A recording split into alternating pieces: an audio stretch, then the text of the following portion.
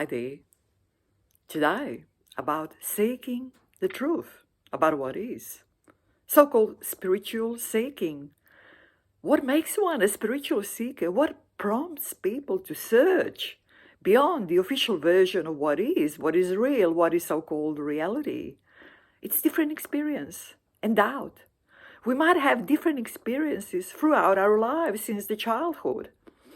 And then there is this little doubt that is born inside us. And we might push it down and again, but it pops up. It's persistent.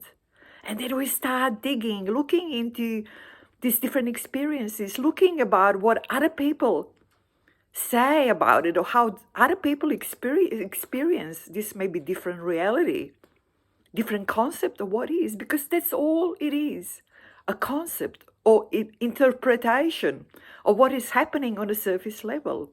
And this interpretation changes over time. Like in the past, many indigenous people believed or experienced, not believed, but experienced reality as spiritual, as spirit, as all one, undivided.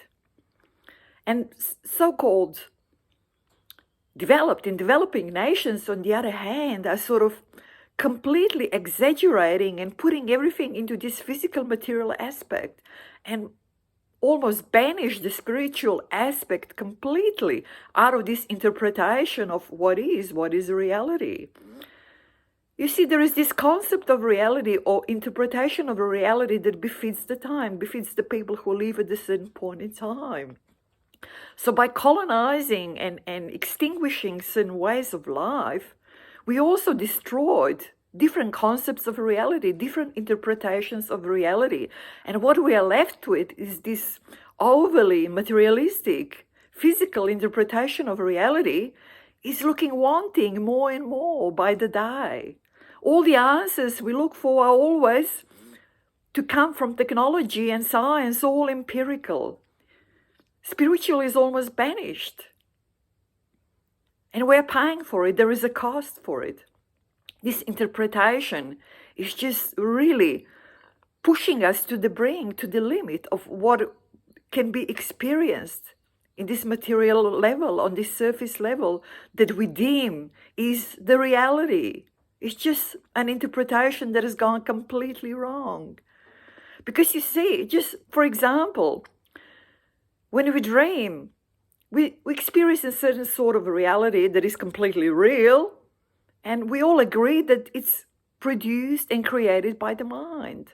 And when we are awake, that this experience is completely the same. The process is completely the same. There is no difference whatsoever. Like the reality we experience while awake is a bit more structured, but it's the same type of real as when we are dreaming. No difference. So there is no reason to assume that the mind is not creating the both. Also, there are so many people out there who experience the previous lives, who can even tell when someone and where someone is being reborn to.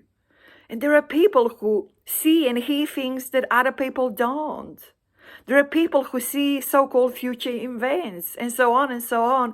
There are so many gaps in this so-called physical version of reality or what is, that we are undergoing at the moment, in this point of time, and that is so widely spread among the people. But it's showing the constraints, it's showing the stress, it's showing its limits. We're pushing it there to the brink. And there is a slight change happening at the same time back to spiritual, letting spiritual in. Slowly, bit by bit. Maybe we should accelerate it. Because I can tell you that from the personal experience, the more time you spend deep inside the mind, the more you realize that what is real is actually on the inside and not on the outside. What is on the outside is just dreams, and it fades away after it's happened, and it's sort of forgotten very quickly. The same as the dreams we have while sleeping. But because in this sort of a society, this point in time, we are pushed totally to the outside, just experiencing everything on the outside, having everything happening and experiencing on the outside in so-called physical material world is just, we've totally neglected the true reality of what is real. So by all means, practice, practice, practice. All this is just talk, and it's completely worthless and useless if it's not put into practice, if you don't practice and gain direct experience. That's all what counts. No beliefs, no theorizing, but direct experience. Anyway, take care. Bye-bye.